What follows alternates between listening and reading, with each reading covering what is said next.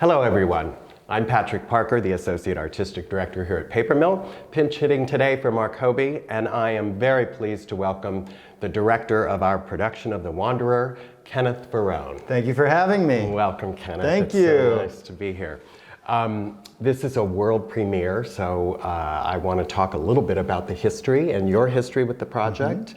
I saw a workshop of it in 2018. Can you believe it was that long ago? I know. And we announced how much has changed? We've announced this production for how long now? And it's finally coming to fruition. It is on our stage, and we couldn't be happier. But were you attached to the project previous to that workshop that I saw? I was. It's a show that had a life prior to me in terms of developmental phases, and there were a couple concert versions and readings, and as you do in the theater, as you're starting to bring the script together, Charles Messina, a writer, really shaping the material with Dionne and with our commercial producer Jill Menza, and finally, they were at a point where they were looking for a director and to bring a director into the creative process to continue to shape the material and sort of moving it forward. Right. And so I came on and did an initial reading. It was a 2-week reading where we were, still putting the book together and working with the songs and the shape of the project. And for those that don't know, sort of a reading process, you get actors and you're in a room and you just really put the material together and hear it out loud and say, what if we shape it this way? And what if the music comes in here? And okay, maybe that line doesn't feel organic, and let's try this, or we're missing this point in the story, and really honing in and starting to polish the material. And we did a presentation at Symphony Space in New York, which is the one I saw. I think did you come to that one as well? Yes. We at Symphony Space, and we did it with a band because in a show with Dionne's incredible music and with the material, it really added flavor and tone to the material. We learned a lot from that, and then jump ahead a few months. It's funny, I get a call, and oftentimes you do a reading, and then they say, okay, we want to do another reading, or we want to, or you schedule a workshop. And a workshop is where you do a more fully fleshed out production on its feet. Yeah, actual staging. Exactly. Some choreography and sort of suggested scenic elements, not really. Exactly, and start to learn, what a physical production would be and how it would take life on stage. So I get this call and they say, we want to do a workshop, and I said, terrific. I think we're ready, we're in good shape, and what are you thinking? Like 6 months, because just in the theater it takes so long to plan and get everybody's schedules to line. And I think this was at the beginning of summer, and they're like, we're thinking like 4 or 5 weeks from now. I was like, what? Okay, great, let's go. And I always, I like to say the irony, especially with the pandemic sort of slowing us down, is that the development process on this show moved very quickly and in a good way. And that, oftentimes with people's schedules, they don't align, so you'll do a reading and then you'll take 6 months and then you'll come back to it. And here we really had the momentum, so the creative energy continuing to form the songs and shape the script. And so then we did a workshop in, I believe it was September of 2018 at the Baryshnikov Arts Center. Right, that's which you were there. Yes. And I met Jill. You met Jill. Jill Menza is she's our commercial partner. We have on world premieres like this, we usually have a commercial entity that produces with us. They walk away with the production and all the elements, but we get to share it with our audience, which is really wonderful. And Jill came up to me at the intermission. She knew that somebody from Paper Mill was there, and Jill's a Jersey girl, and she was thrilled. She knows our theater well, and this is sort of where she imagined it. Yeah, all of us She really did. wanted it to be here, Yeah. so she came to me at intermission and introduced herself, and she said, I love your theater, and I said, well, I love your show, so let's, let's keep it going, let's talk about it. So that was a wonderful sort of first step for us. And then we met with you and Charles, the writer, who's also one of the commercial producers, Charles Messina, who you mentioned. And we talked about our thoughts about the show and things that needed some work or things that needed to be addressed. And you and Charles took all that information, and then right before the pandemic, we did another reading of sort of an updated script, right? A whole new, all the notes incorporated and some new characters, some new storylines, to just sort of help the main plot. Yeah, just so you all know, the gestation period for a new musical is usually 7 to 10 years, I would say, and you've worked on a number of them. Yeah. And so it's not just, oh, we have a script, like if we were doing Crazy for You or The Sound of Music, we license that script, it exists, the orchestrations exist, everything is there, you can't really toy with it. And this is the complete opposite. You've been putting in changes all during this rehearsal period. Yes. We will probably continue to put changes in through these first week and a half or so of performances. So it's a totally different process. And we're ready. That's the point in the process. You can only rehearse in a studio or in the rehearsal room so long, and then you need to take it to the stage. And then the final element is the audience. And as you said, you learn from the audiences. You learn, what might be tracking really well, where the confusion might be, what you need to add, what the responses are, even down to the technical elements of, we need to pause longer here for the applause and can't come in with a line because you're going to miss the information. And until you have that audience, you're missing that final piece. Absolutely. And so that's the excitement now at this point in the process. And at Paper Mill, we learn from that, and as you said, in the first weeks of previews, make changes, rehearse during the day, do a show at night. And so the audiences are a big part of that. And perhaps if you see the show in its first week and you come back several weeks into the run, you might see something new or a slight change or an element or a scenic element that wasn't there before, or a different costume, So we're constantly learning with the new material. Yeah, and the audience lets us know what's working and what's not working, and then you can address those issues. Just a little bit about the show. The Wanderer is based on the life and career of Dion DiMucci, who was a very famous recording star back in the late 50s and early 60s. He started out with a group called the Belmonts, which were just guys from his neighborhood. He roped in, and then not too long after that, maybe 2 years with the Belmonts, he went solo. Early 60s, Yeah, and so, all of his music that's in this show, many of you will recognize. I remember it. You're too young. but I have to say, and that's part of the excitement of the show, and even if you don't know Dion or his life story, everybody knows The Wanderer and Runaround Sue, we hear, but then Teenager in Love, I Wonder Why, they're sort of iconic pieces of the American songbook. Yeah, absolutely. And the one that surprised me, I'm not giving anything away, you guys are going to see the show, but he sort of always wanted to be like a folk singer, He was a rocker, he was an early rock and roll guy and influenced by all of that. Yeah. Especially influenced by Hank Williams. Hank Williams, right? Yeah. And that's in the show too. Yeah. That's which feels very antithetical to initially the early doo-wop and rock and roll sounds. But when you listen to it, the tone and that was he's a rhythm singer, and that's really the vein in which Dion. He always talks about in the pocket. He sings in the pocket, right? Which is what he loved about Mike Wartella, who is playing him in the musical.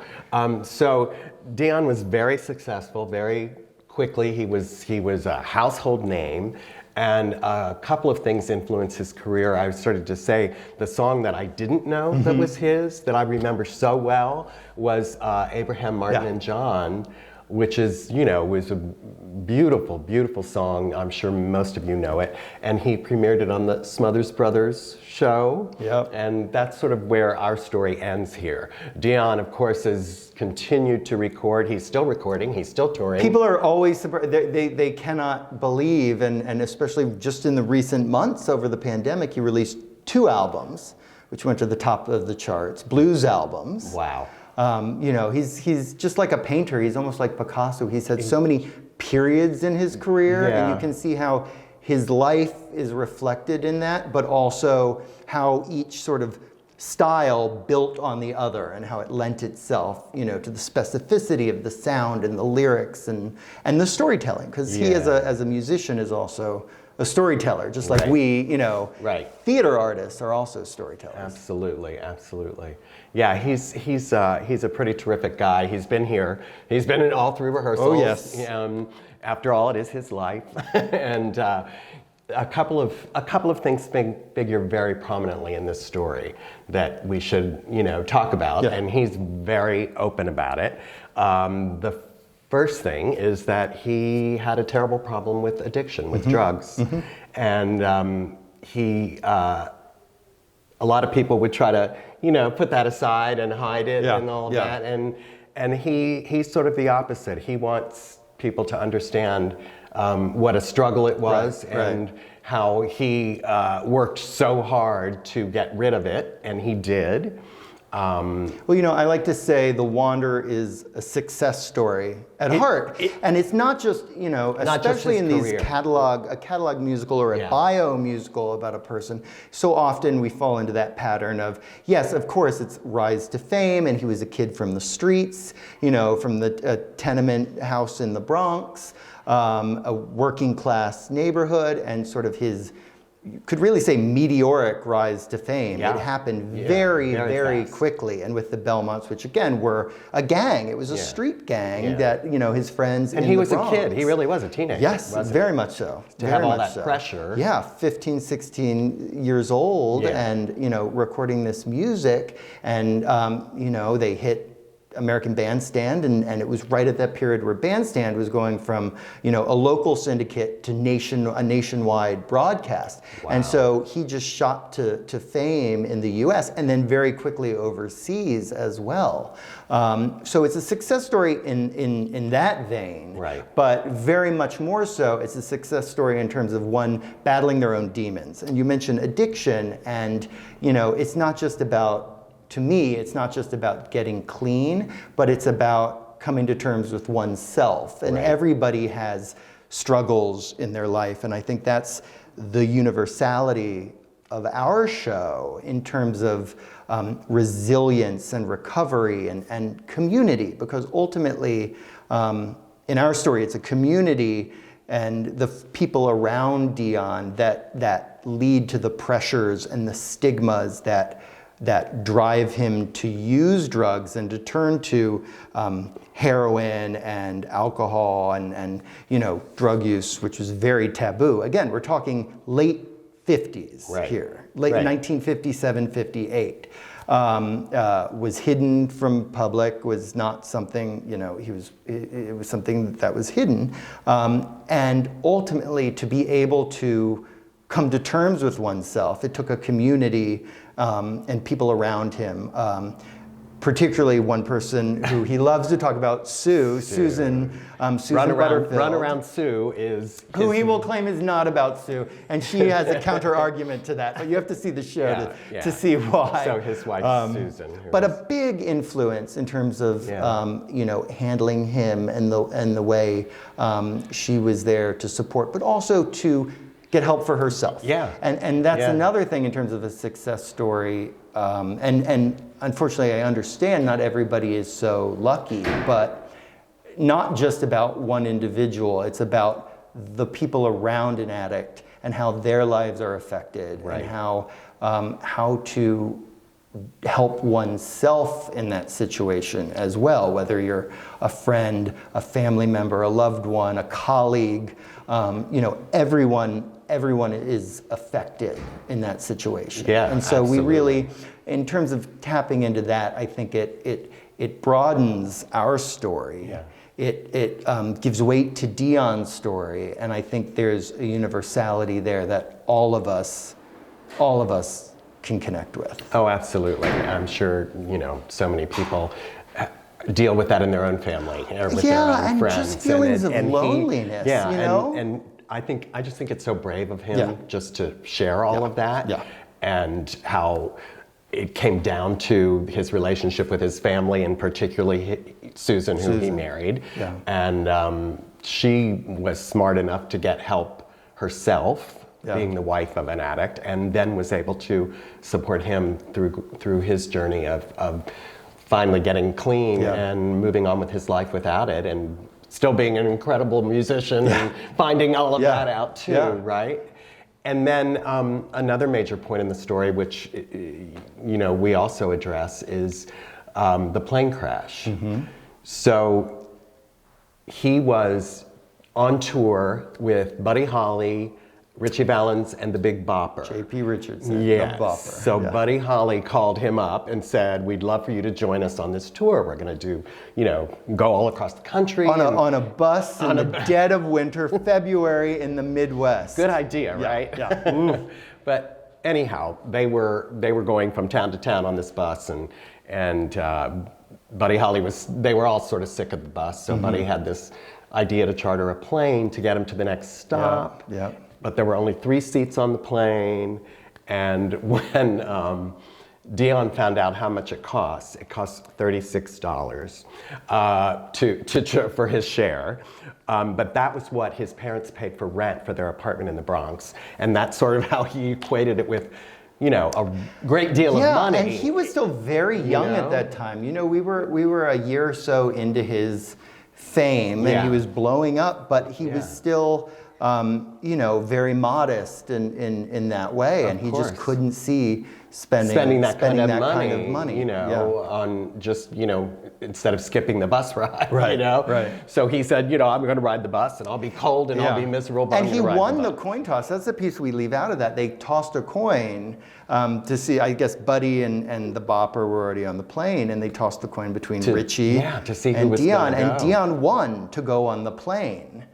And then just chose to give his seat over to Ritchie, when he found out the price. And we have a copy of the actual, of the actual flight receipt, the ticket receipt for the plane, from the aviation service. So you all know what happened next. Those 3 wonderfully talented young men got on that little plane, and terrible weather, and it crashed, and they were killed. So Dionne, that was another thing that contributed to the stress. And he has survivors. The period also, again, we're talking 59 here, and back in the Bronx, there was no, support system. There was no, self-help center. There were no community, psychologists or anybody to really talk to. Right. And so he carried around this trauma, and there's we talk a lot about the stigma in communities, and some of this we carry through today in terms of the stigma about admitting mental health or seeking help for oneself. It's a huge issue. And also, within there's elements of toxic masculinity and machismo, and not wanting to, sort of open up in that way. And that's part of the journey, Dionne had to go on in order to ultimately find fulfillment for himself. But the plane crash was a big piece. And all of this is portrayed in the musical, which you are about to see. And everybody has seen that portrayed, in the film La Bamba, or the Buddy Holly story, which everybody knows as a popular stage show. But Dionne has not been a part of that, and he was the 4th headliner on that tour. And he was an equal with all 4 of them, and so our show is sort of framed as, at the end of the day, it's that untold piece of the story that hasn't been told. And so in The Wanderer, we finally really go down that path, and it's such a journey. Let's talk a little bit about your team and about the cast. Our audience will know our Dionne is Mike Wartella, who a couple seasons ago was Mickey Rooney in Chasing Rainbows here at Paper Mill. Incredible. So he can do anything. That, if you remember that, it was period music and tap dancing and all that. And in this show, he is singing his face off. He plays the guitar like you can't believe. It's an incredibly, challenging role. He's on stage almost the entire production. And as you mentioned earlier, Dionne was a big part of the casting process, and Mike really, was able to capture, as you said, he can sing in the pocket, and he's a rhythm singer. Yeah, and he's really, a rhythm singer. Beyond that, though, he feels the songs. And when we're crafting a show like this, especially when it's based on a real individual, and in this case, somebody who is with us, what you don't want to do is we're not trying to do an imitation. And Dionne is a kid from the Bronx, that's part of him, and he carries that with him, and the accent and the mannerisms and all of that. But you want to capture the essence. Right. And I think having Dionne in the room with us is a big part of that. And it filters down through the entire cast. But Mike particularly just does such a beautiful job and also personalizes it. It's not a caricature, it's not an imitation, it is a living, breathing human up there on that stage and all of the emotions. And Mike just brings such a vulnerability, an openness to the role, and a full heart, and and he's working. Quite the journey. Wow, yes it is. Quite the journey to go through 8 times a week, I have to say. I'm in awe of him. And Christy Altamar, who plays Susan, who plays his wife, who's wonderful. This is her first time at Paper Mill. Yes. She, you may know her. She was Anastasia on Broadway, and incredibly talented young lady, and just lovely, lovely person. And she plays Susan, his wife, and as we said, there's such a beautiful love story that runs throughout the thread. And you can Google Dionne and see his interviews, and I've been hard pressed to find one interview online over the last 40 years that he does not turn the conversation to Susan and talk about Susan. And she's been such a major part of his life. And they did meet when they were teenagers. I forget, she was 14 and he was 17. And so that's something we're constantly reminding ourselves, is the youthfulness of this story. And then to follow their journey, as they grow. And Chrissy just brings such... And they are still married, and Susan has been here as well, and they're an incredible couple, and he attributes a lot of his career to her. He's so generous. And then the other cast member that you may or may not have heard of is a young man named Joey McIntyre, who has his own history as a musician, right? And such a great parallel as, an original member of New Kids on the Block. Right. And he was very young. I believe he was 12 when Joey joined New Kids on the Block. But how, and he plays Dionne's best friend in our story named Johnny. And, the fact that here is somebody else who kind of lived a similar trajectory, not in terms of addiction or any of that, but in terms of being a teen idol and at a very young age, creating music and being an artist. And there's some fun parallels there that we explore too. And Joey's just, and also killer in this performance. That pressure of being in the public eye, all the time, and not really having your own life because everybody knows you, that kind of thing. And then your design team, which I didn't know until you told me, many of them, you guys all worked on the Broadway production of SpongeBob SquarePants. We did. Correct? We did. I was the associate director with Tina Landau, working for the amazing Tina Landau on SpongeBob. Right. And a lot of us were associates. A lot of people might not know, but on a Broadway show and on any production. And on this one. Designers, directors, writers are only as good as their associate. I mean, they keep us, side by side. We're a team, it's a collaborative process. And so we all worked on that production, and that was a production that was developed over many years. And so Sarah Lux, the costume designer, and Sarah's had, a tremendous career of her own, and she designed The Band's Visit on Broadway, as well as The Humans, which is now touring the country, I believe. She just did Kimberly Akimbo at the Atlantic Theater, which is slated for Broadway next season. I didn't know that. But we were associates together, and you create. There's an unspoken sort of collaboration and synthesis. You guys have like a shorthand. We have a brain. We already speak the same language. And it's just been so great to dive in on an original. Also, right? Jake DeGroot, the lighting designer, who's doing a tremendous job in there. And then our set designer is Beowulf Borat, who you all will know. He designed The Bronx Tale here and Honeymooners. Honeymooners, yeah. And many Broadway shows. Most recently flying over Sunset. Incredible Just set. gorgeous, And Come From Away, which many people know. Beowulf designed that.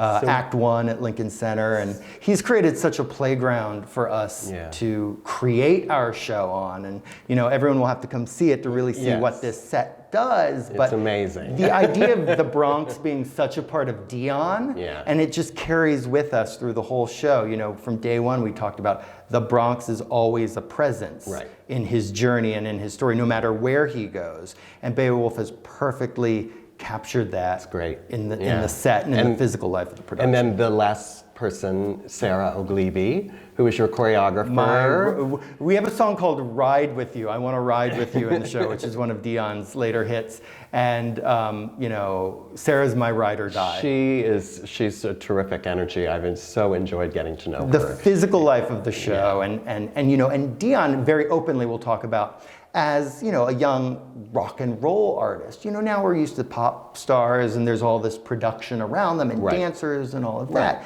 And that wasn't part of the vernacular. Then, there was not all of that other stuff. And we've found a way, I think, to really enhance the storytelling with movement and with style, and especially as we go further, you know, on this journey into addiction and the forces around that.